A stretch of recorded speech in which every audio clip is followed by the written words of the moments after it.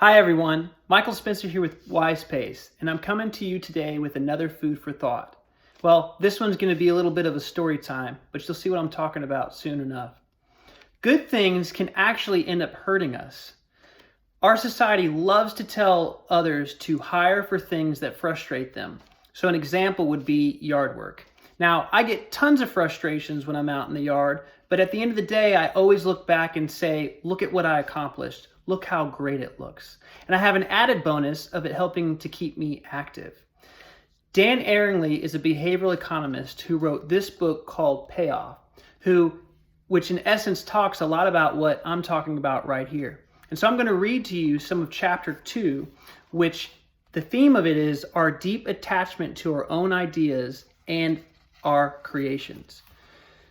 So he says, and this has to deal with children, he says, the enormous effort we pour into our children also gives us meaning and connection, and it makes us think about them as the unique creatures they are.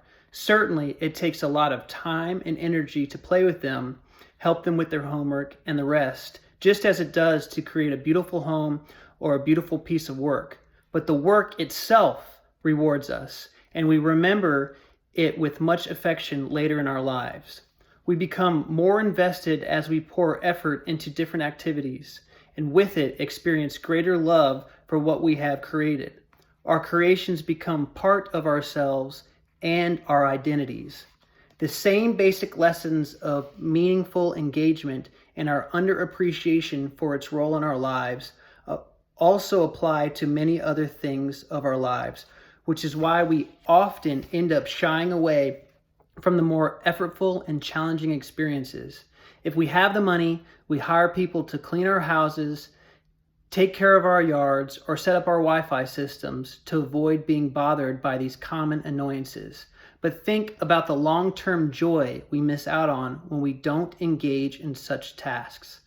Could it be that when we trade off annoyance for more efficient task completion, that we end up accomplishing more, but at the cost of becoming more alienated from our work, the food we eat, our gardens, our homes, and even our social lives?